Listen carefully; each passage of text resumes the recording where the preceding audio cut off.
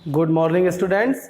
Class 6 में आज start करते हैं ज्योमेट्री, और इसमें पहला लेसन ज्योमेट्री में जो लेसन 4 है, आधारभूत ज्यामितीय अवधारणाएं। तो बच्चों पहले तो जो ज्यामिति अर्थात ज्योमेट्री जो शब्द है ये कहाँ से आया है इसको थोड़ा सा देखते हैं। एक यूनानी शब्द है बच्चों, जियोमेट्रॉन, और उसी से ये जो ज्यामिति शब्द है ये बना है बच्चों। और जहाँ पर जियो का मतलब होता है भूमि और मीट्रोन का मतलब होता है कि माप जोक करना, तो पुराने समय में भूमि की माप जोक करना आर्कियोलॉजी में इसका यूज होता था। और आज के समय में भी इंजीनियरिंग में या बहुत सारे विभागों में इसका बड़ा यूज है। तो एक एक करके पढ़ते हैं कि ज्योमेट्री में सबसे पहले में पढ़ना क्या है। अपने बोर्ड में आपके लिए कंटेंट लिख दिए हैं कि पहले लेसन में क्या क्या पढ़ना है हमें। बिंदु, रेखाखंड, रेखा, प्रतिच्छेदी रेखाएं, समांतर रेखाएं, किरण। तो हम लोग समझेंगे कि ये क्या चीज़ें हैं और इनको लिखने का तरीका क्या है। बड़ा ध्यान से ये वीडियो अंत तक देखना है हमें, क्योंकि कई बार बच्चों को ये पता ही नहीं होता है कि हम इनके नाम लिखते कैसे हैं, या थोड़ा थोड़ा बहुत आइडिया है होता है आपको, मगर बढ़िया तरीके से नहीं पता रहता। तो चलिए शुरू करते हैं। अब भूमिका हो गई बहुत, तो सबसे पहले बात करते हैं बिंदु पे, पॉइंट। तो नाम से ही बच्चों स्पष्ट है, अगर हम कोई नुकीली पेंसिल से एक डॉट बना दें तो बच्चों ये डॉट जो है ये बिंदु को प्रदर्शित करता है। और ये अत्यंत सूक्ष्म, बहुत छोटा होता है। ये ना इसमें लंबाई होती है, ना चौड़ाई, ना ऊंचाई।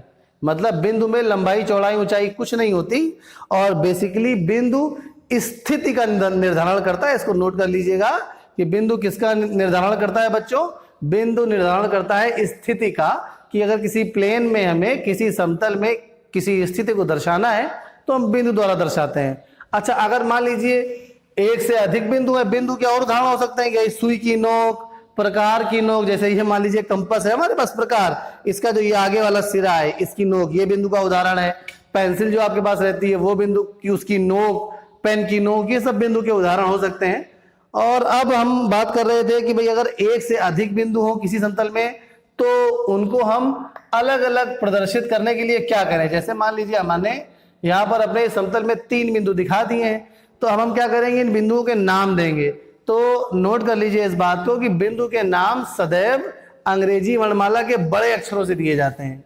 Capital letters of English alphabet का यूज करेंगे हम बिंदुओं के नाम देने के लिए। जैसे मान लीजिए इस बिंदु का नाम हमने ए दे दिया, और अब दूसरा बिंदु है इसका नाम बी दे दिया, इसका नाम सी दे दिया। तो इसको ध्यान रखेंगे, बिंदु का नाम कभी भी अंग्रेजी वर्णमाला के स्मॉल लेटर से नहीं देना है। हमें किसका यूज करना है, अंग्रेजी वर्णमाला के कैपिटल लेटर्स का हम प्रयोग करेंगे बिंदुओं का नाम देने में। इस बात को आप नोट कर लेंगे। क्या क्या नोट करेंगे बिंदु में, कि बिंदु स्थिति का निर्धारण करता है, बिंदु में लंबाई, चौड़ाई, ऊंचाई नहीं होती। 2 पॉइंट ये हो गए। और तीसरा पॉइंट क्या नोट करेंगे कि किसी बिंदु का नाम देने के लिए हम केवल अंग्रेजी वर्णमाला के बड़े अक्षरों का ही बच्चों प्रयोग करते हैं। तो ये तो बात हो गई बिंदु पे। बिंदु के बाद अगला, इसकी अंग्रेजी हमने यहाँ पे लिख दी है पॉइंट, और उसको भी आप नोट कर लीजिएगा, हिंदी अंग्रेजी दोनों। और दूसरा जो टॉपिक कवर करना है हमें वो है बच्चों रेखाखंड। इसको कहते हैं लाइन सेगमेंट। चलिए अब देखेंगे कि रेखाखंड क्या होता है बच्चों। तो रेखाखंड से भी आप फैमिलियर हैं, जानते हैं इसको। जैसे मान लीजिए पेपर का टुकड़ा है, और इस पेपर के टुकड़े को आप ऐसे मोड़ लीजिए। ये आपने मोड़ लिया और इसको फोल्ड करके खोल लिया, तो आपको एक क्रीज इसमें दिख रही होगी। ये क्रीज दिख रही है बच्चों। तो इसके 2 सिरे हैं, एक ये और एक ये। इस क्रीज के 2 सिरे हो गए। तो बच्चों बस यही रेखाखंड है और कुछ भी नहीं। तो हम ये भी कह सकते हैं कि अगर कोई 2 बिंदु हैं और उनको मिलाने वाली उनके बीच की जो न्यूनतम दूरी होगी, शॉर्टेस्ट डिस्टेंस होगी, उसी को हम बच्चों लाइन सेगमेंट कहेंगे। अर्थात जैसे मान लीजिए हमने बना दिया है एक लाइन सेगमेंट, यहां पे बना देते हैं। तो ये एक लाइन सेगमेंट हो गई रेखाखंड। तो बच्चों रेखाखंड की क्या परिभाषा होगी कि किन्हीं 2 बिंदुओं के बीच की न्यूनतम दूरी रेखाखंड कहलाती है। और रेखाखंड में 2 अंत बिंदु होते हैं। रेखाखंड लंबाई को प्रदर्शित करती है। ये सारे पॉइंट आप नोट कर लीजिएगा। पहला हमने क्या बताया था कि 2 बिंदुओं के बीच की जो न्यूनतम दूरी है वही रेखाखंड है। रेखाखंड केवल लंबाई को प्रदर्शित करता है। दूसरा बिंदु, रेखाखंड की लंबाई निश्चित होती है, डेफिनेट होती है। इसको नापेंगे तो हम नाप के लिख सकते हैं इसमें कि इसकी लंबाई कितनी है। रेखाखंड की लंबाई, जैसे यहां पे मान लीजिए इसकी लंबाई 11 सेंटीमीटर की रेखाखंड की हमने बनाया है। और अगला पॉइंट कि रेखाखंड में दो अंत बिंदु होते हैं, दो एंडिंग पॉइंट्स होते हैं, जहां जैसा यहां पे दिखाया गया है ए और बी। और हम ये जानते हैं कि बिंदुओं को तो कैपिटल लेटर से ही दिखाएंगे, इसलिए हमने ए और बी यहाँ पे दो अलग अलग बिंदु हैं, इनको जोड़ के रेखाखंड बना दिया। और अब इस रेखाखंड का नाम कैसे दिया जाएगा बच्चों? यहां पर हम लिखेंगे ए बी और उसके ऊपर एक लाइन खींच देंगे। तो इससे यह पता चल जाएगा टीचर को कि आप रेखाखंड की बात कर रहे हैं। अगर आप इसके ऊपर लाइन नहीं खींचेंगे तो फिर वो रेखा प्रदर्शित करेगा। और अभी हम लोग अंतर भी सीखेंगे आगे कि रेखा और रेखाखंड में डिफरेंस क्या है। तो रेखाखंड की लंबाई बच्चों क्या होती है? निश्चित होती है। रेखाखंड का उदाहरण हमने क्या बताया? जैसे कमरे में आपकी दो दीवारें जहां पे मिल रही है वो एज पूरी पूरी, उसको भी हम नाप सकते हैं, वो भी रेखाखंड का उदाहरण हो गया। ये बोर्ड जो आपको सामने दिख रहा है, इसके ऊपर यहां से यहां तक की जो पट्टी है वो रेखाखंड हो गई। मतलब दो बिंदुओं को हम सीधे सीधे मिला दें और बिल्कुल वक्र रूप में नहीं मिलाएंगे, न्यूनतम दूरी के आधार पर मिला देंगे तो बन जाएगा रेखाखंड। अच्छा, तो ये तो रेखाखंड की बात हो गई कि भाई रेखाखंड की लंबाई कैसी होती है? निश्चित होती है। रेखाखंड किसको प्रदर्शित करता है? लंबाई को व्यक्त करने के लिए ए बी, या हम ये भी लिख सकते हैं, चाहे ए बी लिख दें या बी ए लिख दें। यहां पर बच्चों क्रम से कोई प्रभाव नहीं पड़ता, आगे किरण में क्रम से प्रभाव पड़ेगा, तो इसलिए ए बी और बी ए में तो कोई फर्क नहीं है। इसको आप ए बी लिख दीजिए या बी ए लिख दीजिए और ये रेखाखंड आपका बन गया। अब रेखाखंड के बाद बात करते हैं बच्चों रेखा पे। तो रेखा क्या होती है इसको देखते हैं। डस्टर कहां चला गया? ये है। चलिए अब तीसरे नंबर पे हम आ जाएंगे लाइन पे, रेखा पे। तो बच्चों अगर हम रेखाखंड के ही जो दो सिरे हैं उनको हम लोग खोल दें, खोलने का मतलब क्या है कि उनको बढ़ाने के लिए, अगर वो फ्री है बढ़ाए जाने के लिए, यहाँ पे ए और यहाँ पे बी एरो बना दिया हमने, तो इसका मतलब है कि हम बी ए को जितना मर्जी बढ़ा दें लेफ्ट हैंड साइड में और ए बी को जितना मर्जी बढ़ा सके राइट हैंड साइड में, तो ये बन जाएगी रेखा। अर्थात रेखा किसको प्रदर्शित करती है? लंबाई को, मगर रेखा की लंबाई अनिश्चित होती है। तो आप क्या लिखेंगे अपने कॉपी में? पहला पॉइंट कि रेखा लंबाई को प्रदर्शित करती है, रेखा की लंबाई अनिश्चित होती है। रेखा को हम दोनों ओर जितना मर्जी बढ़ा सकते हैं, जितना मर्जी शब्द अच्छा नहीं है तो लिख दीजिए अपरिमित रूप से। रेखा को हम दोनों ओर अपरिमित रूप से बढ़ा सकते हैं, इससे कोई फर्क नहीं पड़ता। अच्छा, अगर हम लोगों ने रेखा पहले पढ़ी होती तो रेखाखंड की डेफिनेशन इससे भी आ सकती थी कि रेखाखंड रेखा का ही एक भाग है। भाई रेखा का एक भाग ले लिया हमने जिसकी लंबाई निश्चित होती है। रेखा और रेखाखंड में जो मेन डिफरेंस है वो क्या है कि रेखाखंड की लंबाई निश्चित होती है और रेखा की लंबाई अनिश्चित होती है, इनफाइनाइट होती है। अच्छा, अब तो बात हो गई है रेखा पे भी। तो अब रेखा को प्रदर्शित करने का तरीका क्या है? यहां पे जैसे ये रेखा ए बी लिखी हुई है तो हम यहाँ पे इसको लिखेंगे ए बी और दोनों तरफ एरो बना देंगे। बच्चों अगर आप एरो नहीं बनाएंगे तो फिर ये रेखा को प्रदर्शित करेगा। एरो बना दिया, इसका मतलब हम ए से बी तक अपरिमित रूप से बढ़ा सकते हैं और इधर बी से ए तक भी अपरिमित रूप से बढ़ा सकते हैं। तो इसको हम ए बी और या बी ए इस प्रकार से इसको प्रदर्शित कर सकते हैं। ये रेखा हो गई।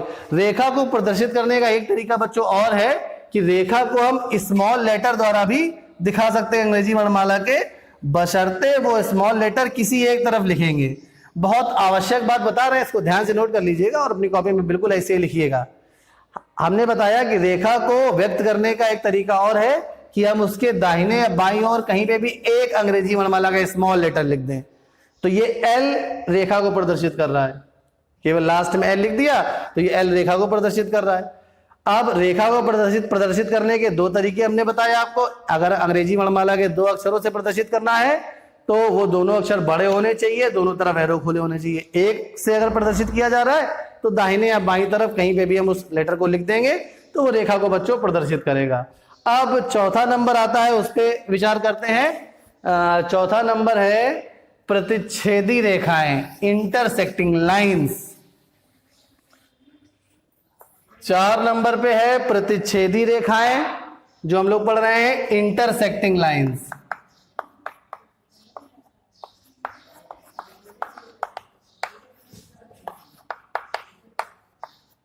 इंटरसेक्टिंग लाइंस, प्रतिच्छेदी रेखाएं क्या होती हैं?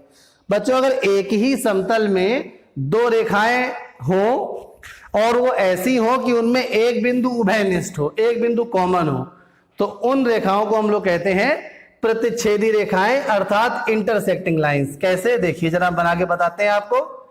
मान लीजिए एक रेखा ये है, हम स्मॉल लेटर से इसका नाम दे रहे हैं, मान लीजिए स्मॉल एल नाम दे दिया हमने, और एक और रेखा इसी समतल में है और मान लीजिए इसका नाम हमने स्मॉल एम दे दिया। अभी हम लोगों ने नाम देना देखा है इसके पहले।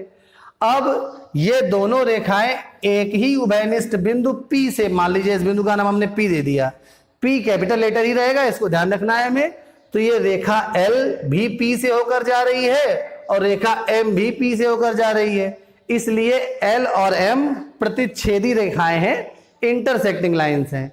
तो प्रतिच्छेदी रेखाओं की परिभाषा आपसे पूछी जाए तो आप क्या बताएंगे कि एक ही समतल में स्थित ऐसी दो रेखाएं जिनमें एक बिंदु उभयनिष्ठ हो वो प्रतिच्छेदी रेखाएं कहलाती हैं, या किसी एक बिंदु से होकर जाने वाली दो रेखाएं प्रतिच्छेदी रेखाएं कहलाती हैं बच्चों।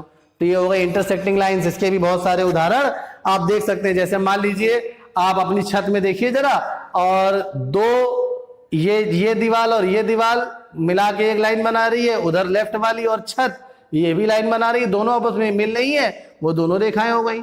आप बहुत सारे उदाहरण डेली लाइफ में आप इसके देख सकते हैं प्रतिच्छेदी रेखाओं के। तो प्रतिच्छेदी रेखाओं के बाद अब बात करते हैं चलिए पैरेलल लाइंस पे, समांतर रेखाओं। अब समांतर रेखाएं क्या होती हैं उनको देखते हैं। 5 नंबर पैरेलल लाइंस।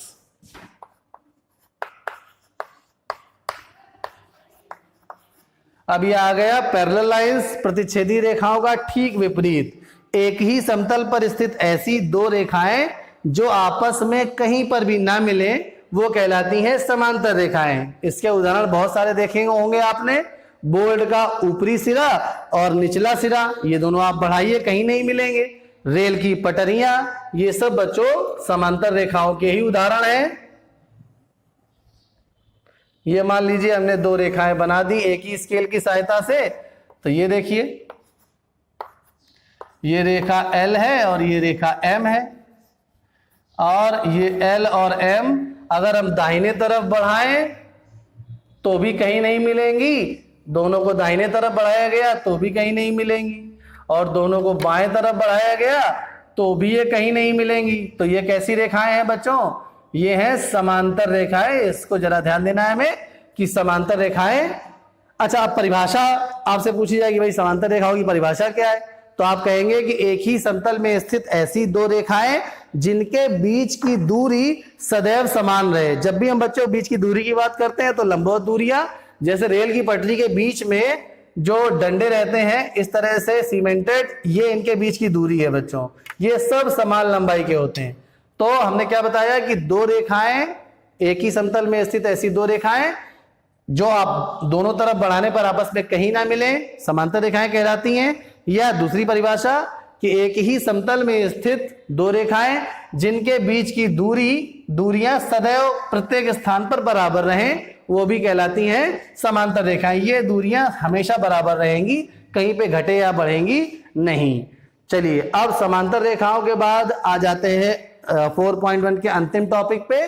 इसके बाद आपको 4.1 एक्सरसाइज अपने मन से करनी है, और फिर जो नहीं आएगा तो आप हमें कमेंट करके पूछ सकते हैं जो प्रश्न आपको ना आ रहे हो। तो आगे बढ़ते हैं हम लोग। अब ये हो गई समांतर रेखाएं, और समांतर रेखाओं के बाद छठा नंबर किरण, रे। तो बच्चों किरण में और रेखा में बहुत ज्यादा अंतर नहीं है। किरण की भी लंबाई अपरिमित होती है और रेखा की भी लंबाई अपरिमित होती है। अंतर केवल यह है कि रेखा को हम दोनों ओर अपरिमित रूप से बढ़ा सकते हैं, परंतु किरण के साथ ऐसा नहीं है। अच्छा, पहले तो किरण के उदाहरण जरा आप सोचिए क्या हो सकते हैं। टॉर्च है आपके पास, उससे रोशनी, टॉर्च जलाइए, रोशनी निकलती है, बहुत सारी असंख्य किरणें दाहिने बाएं चारों तरफ निकलती हैं। सूर्य की किरणें हमारी तरफ आ रही हैं, एक बल्ब लगा हुआ है, उस बल्ब से रोशनी निकल रही है। ऐसा तो होता नहीं कि बल्ब की रोशनी पीछे की तरफ निकलने लगे, एक ही तरफ निकलेगी। जैसे मान लीजिए ये कोई सोर्स ऑफ लाइट है, यहां से प्रकाश का स्रोत अगर उत्पन्न हो रहा है तो इससे चारों दिशाओं में किरणें निकल सकती हैं। मान लीजिए हमने एक किरण देखी कि ये निकली, तो जो किरण का एक सिरा बंद होता है, एक सिरा खुला होता है, और इसका भी नाम कैसे देंगे, ए बी। और अब रेखा और किरण में क्या अंतर है बच्चों, रेखा में इस तरफ भी हमने एरो बनाया था, मगर किरण में केवल एक तरफ एरो बनाया है। तो जो एरो जहां बना है इसका मतलब ये सिरा किरण का खुला है और ये सिरा बंद है। समानता क्या है रेखा और किरण में, कि रेखा की भी लंबाई अपरिमित होती है, अनिश्चित होती है, और किरण की लंबाई भी अनिश्चित होती है, हम नहीं नाप सकते। अब व्यक्त करने का तरीका क्या है किरण को, इसमें बहुत बच्चे गलती करते हैं, ध्यान दीजिएगा जरा। रेखा को, ये मान लीजिए किरण है ए बी, इसको हम केवल इसी तरह से व्यक्त कर सकते हैं, जो बंद सिरा है वहां डॉट रखेंगे, जो खुला सिरा है वहां पे एरो रखेंगे। रेखा में ऐसा नहीं था। देखिए जरा, हमने रेखा जब बनाई थी तो हम ए बी, मान लीजिए ये रेखा है, तो हम इसको ए बी इस प्रकार से भी व्यक्त कर रहे थे, या बी ए इस प्रकार से भी व्यक्त कर रहे थे। दोनों ही तरीके सही थे रेखा के लिए, मगर किरण के लिए ये तरीका, दूसरा तरीका सही नहीं है। मतलब अगर हम आपसे कहें कि हम ये लिख दें बी ए और बी से ए की तरफ एरो बना दें, तो ये तरीका बच्चों लिखने का बिल्कुल गलत है। हमें ऐसे नहीं लिखना है। हमें इस बात का ध्यान देना है कि जो सिरा बंद है किरण का, चित्र मिलेगा आपको, चित्र में जो सिरा बंद होगा और वहां पे डॉट लगाएंगे, जो सिरा खुला होगा वहां पे एरो लगाएंगे।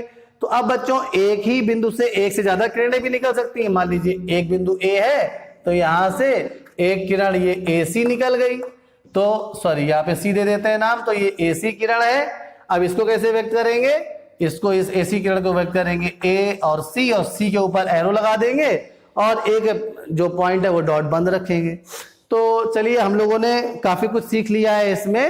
तो अब इसकी सहायता से आपके पास काफी आइडिया हो गया है। एक्सरसाइज 4.1 आप होमवर्क में करेंगे, तो HW है आपके लिए एक्सरसाइज 4.1, आप ध्यान से करेंगे, बिल्कुल बढ़िया तरीके से आपको समझ में आएगा बच्चों। धन्यवाद।